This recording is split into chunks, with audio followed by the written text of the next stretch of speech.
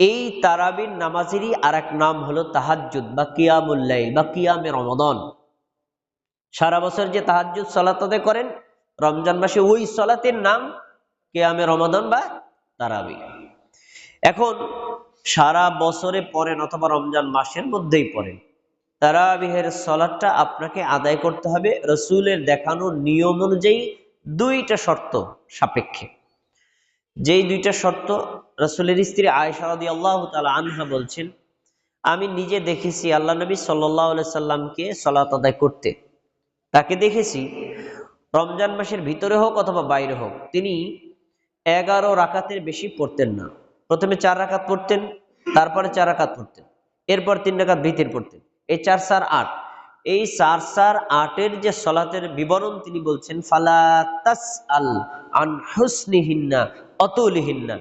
এই সলাতটা এত সুন্দর ছিল, এত দীর্ঘ কেরাত দিয়ে আদায় করা ছিল, ওই সলাতের সৌন্দর্য বর্ণনা করতে, ওই সলাতের দীর্ঘতা বর্ণনা করতে যে ভাষা জ্ঞান দরকার, আমি আয়েশার ওই ভাষাই জানা নাই, আমি তোমার কিভাবে বোঝাবো?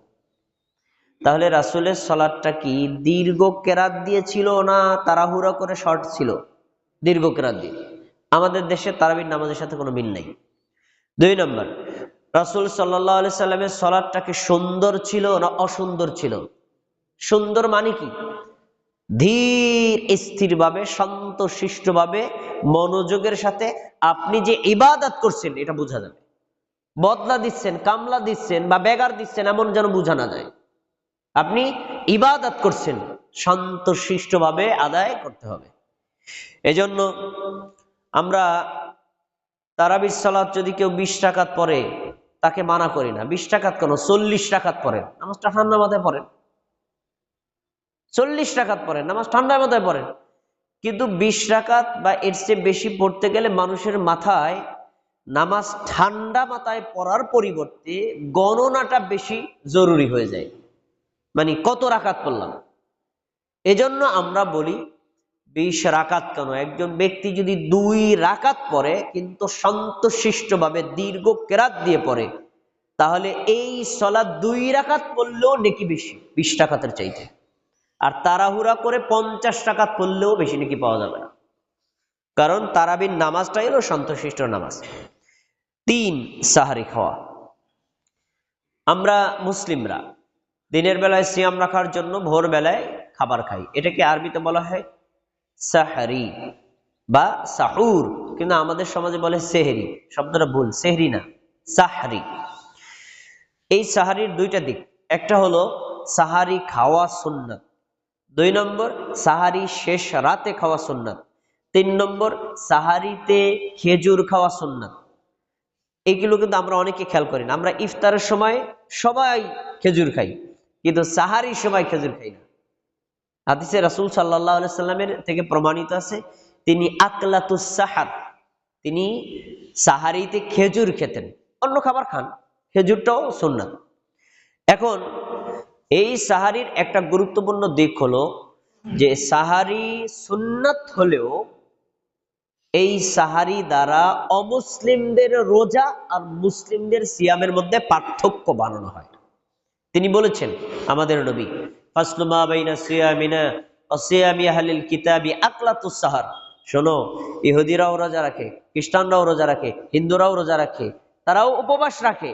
তাদের উপবাস, তাদের রোজা আর মুসলিমদের সিয়ামের মধ্যে পার্থক্য, তারা ভোরবেলা কোনো কিছু খায় না আর আমরা ভোরবেলা খাবার খাই। তাহলে আপনার যদি ক্ষুধা নাও লাগে, ভোরবেলায় একটা খেজুর অথবা 1 গ্লাস পানি অথবা 1 গ্লাস দুধ আপনি খাবেন, ক্ষুধা না লাগলেও খাবেন। কেন? এই খাবারটা হলো ইহুদি খ্রিস্টানদের আর মুসলমানদের রোজার মধ্যে পার্থক্য সৃষ্টি করা হয়। এবার আসুন 4 নম্বর, সিয়াম রাখা।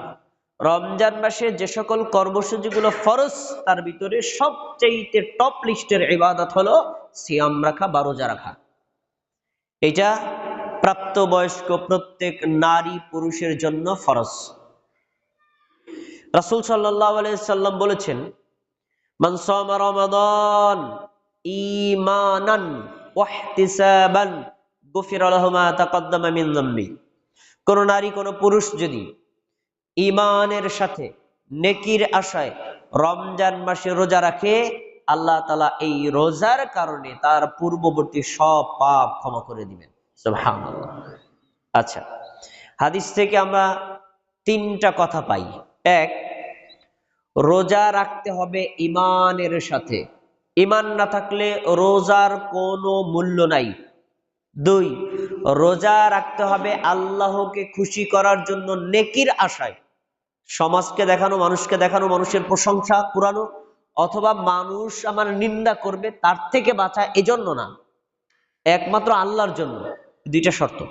এই দুই শর্ত সাপেক্ষে কেউ যদি রমজান মাসে রোজা রাখে, আল্লাহ এই রোজার কারণে পিছনের পাপ ক্ষমা করবেন। তাহলে রমজান মাসে পাপ ক্ষমা হয় রোজা রাখলে, রোজা না রাখলে